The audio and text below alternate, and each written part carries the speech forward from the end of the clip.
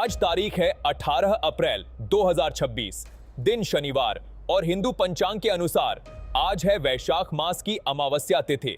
एक ऐसा दिन जो धार्मिक रूप से बेहद महत्वपूर्ण माना जाता है, लेकिन जहां एक तरफ आस्था का माहौल है, वहीं दूसरी तरफ देश के अंदर राजनीति, धर्म और समाज से जुड़े विवाद लगातार तेज होते जा रहे हैं। सत्ता बनाम विपक्ष की सीधी टक्कर, धर्म और पहचान से जुड़े बढ़ते विवाद और समाज के अंदर गहराती खींचतान। आज के इस बुलेटिन में हम आपको दिखाएंगे देश की वो 20 बड़ी खबरें जो सिर्फ सुर्खियां नहीं, बल्कि भारत के बदलते माहौल का पूरा सच है। तो चलिए शुरुआत करते हैं पहली और सबसे बड़ी खबर के साथ।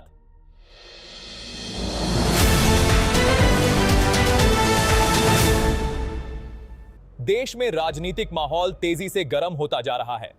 नरेंद्र मोदी सरकार अपने विकास कार्यों, इंफ्रास्ट्रक्चर और वैश्विक छवि को जनता के सामने रख रही है।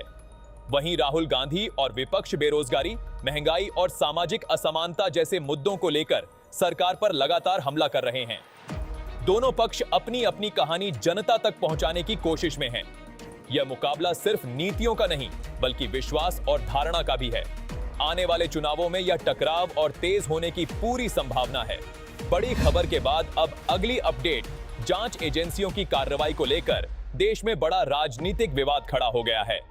विपक्ष का आरोप है कि ईडी और सीबीआई का इस्तेमाल राजनीतिक विरोधियों को दबाने के लिए किया जा रहा है। वहीं सरकार का कहना है कि भ्रष्टाचार के खिलाफ कार्रवाई जरूरी है और इसमें किसी को भी बख्शा नहीं जाएगा। इस मुद्दे ने राजनीतिक माहौल को और अधिक गर्मा दिया है। जनता के बीच यह सवाल उठ रहा है कि क्या यह कार्रवाई निष्पक्ष है या इसके पीछे राजनीतिक रणनीति काम कर रही है। इसी बीच एक और बड़ी खबर, चुनाव नजदीक आते ही ईवीएम मशीनों को लेकर बहस फिर से शुरू हो गई है।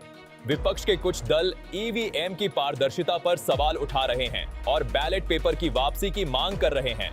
दूसरी ओर चुनाव आयोग बार बार यह स्पष्ट कर चुका है कि ईवीएम पूरी तरह सुरक्षित और विश्वसनीय हैं। यह विवाद लोकतंत्र के मूल आधार यानी चुनाव प्रक्रिया पर भरोसे को प्रभावित करता है। अगर जनता का विश्वास कमजोर होता है तो यह पूरे लोकतांत्रिक ढांचे के लिए चुनौती बन सकता है। अब अगली खबर पर नजर। देश में कई राज्यों और केंद्र सरकार के बीच टकराव की स्थिति बनी हुई है।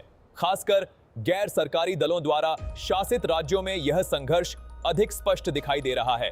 फंड आवंटन, कानून व्यवस्था और प्रशासनिक अधिकारों को लेकर विवाद बढ़ रहा है। यह स्थिति संघीय ढांचे पर भी सवाल खड़े करती है। यदि यह टकराव और बढ़ता है तो विकास कार्यों और नीतियों के क्रियान्वयन पर असर पड़ सकता है।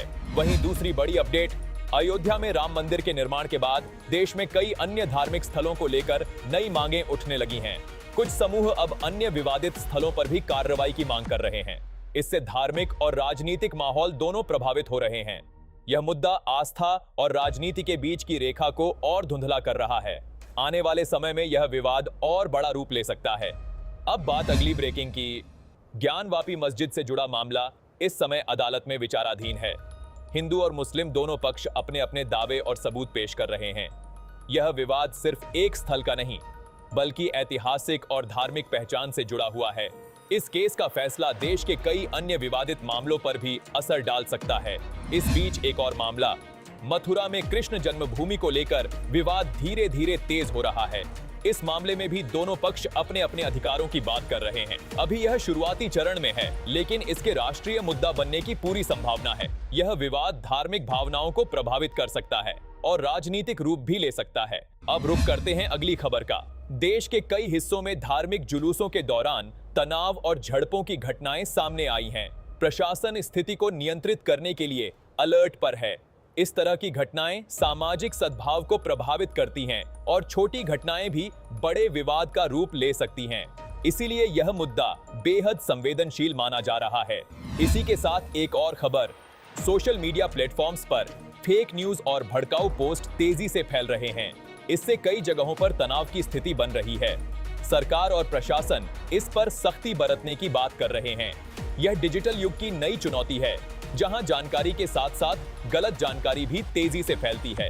अब अगली बड़ी जानकारी, आरक्षण को लेकर देश में एक बार फिर बहस तेज हो गई है। SC/ST/OBC वर्ग इसे सामाजिक न्याय का माध्यम मानते हैं, जबकि कुछ लोग इसे योग्यता के खिलाफ बताते हैं। यह मुद्दा लंबे समय से चला आ रहा है और आज भी समाज को विभाजित करता है। एक और बड़ा अपडेट सामने, जातीय जनगणना को लेकर देश की राजनीति में हलचल तेज हो गई है।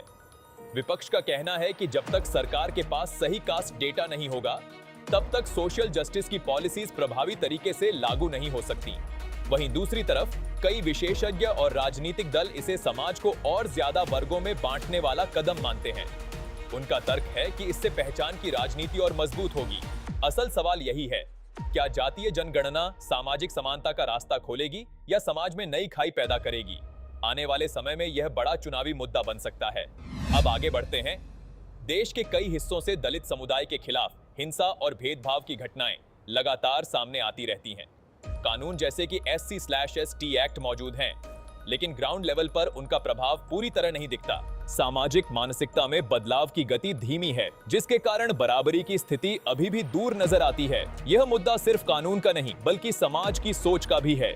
अगर इस दिशा में ठोस कदम नहीं उठाए गए तो सामाजिक असंतुलन और बढ़ सकता है। इसी बीच नई खबर, हरियाणा में जाट समुदाय की आरक्षण की मांग एक बार फिर जोर पकड़ रही है। पहले भी इस मुद्दे को लेकर बड़े आंदोलन और हिंसा देखने को मिली थी। जाट समुदाय का कहना है कि उन्हें शिक्षा और नौकरियों में उचित प्रतिनिधित्व नहीं मिल रहा, जबकि सरकार इस मांग को संतुलित तरीके से देखने की बात कर रही है। यह मुद्दा न सिर्फ सामाजिक बल्कि राजनीतिक रूप से भी बेहद संवेदनशील है। अगर यह आंदोलन फिर से उग्र हुआ तो राज्य की राजनीति और कानून व्यवस्था दोनों प्रभावित हो सकते हैं। अब अगला मुद्दा, आरक्षण को लेकर ओबीसी और जनरल वर्ग के बीच बहस लगातार तेज होती जा रही है। ओबीसी वर्ग इसे अपने अधिकार और ऐतिहासिक अन्याय के सुधार का माध्यम मानता है, जबकि जनरल वर्ग के कुछ लोग इसे अवसरों में असमानता के रूप में देखते हैं। यह बहस अब सिर्फ नीति तक सीमित नहीं रही, बल्कि समाज के भीतर मानसिक विभाजन का रूप ले चुकी है। यह स्थिति सामाजिक संतुलन के लिए चुनौती बन सकती है। जरूरत है कि इस मुद्दे पर संतुलित और व्यावहारिक समाधान निकाला जाए। कुछ राज्यों में धर्म परिवर्तन और कथित लव जिहाद को लेकर सख्त कानून बनाए गए हैं। समर्थकों का कहना है कि ये कानून जबरन या धोखे से होने वाले धर्म परिवर्तन को रोकने के लिए जरूरी है। वहीं आलोचकों का मानना है कि इससे व्यक्तिगत स्वतंत्रता और इंटरफेथ मैरिजेस पर असर पड़ सकता है। यह मुद्दा कानून, धर्म और व्यक्तिगत अधिकारों के बीच संतुलन का है। आने वाले समय में इस पर कानूनी और सामाजिक बहस और तेज होने की संभावना है।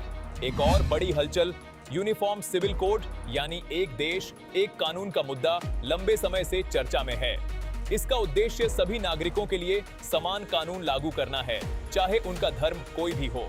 समर्थक इसे समानता और आधुनिकता की दिशा में कदम मानते हैं, जबकि विरोधी इसे धार्मिक परंपराओं और अधिकारों पर हस्तक्षेप बताते हैं। यह मुद्दा बेहद संवेदनशील है और इसके लागू होने से समाज और राजनीति दोनों पर बड़ा प्रभाव पड़ सकता है।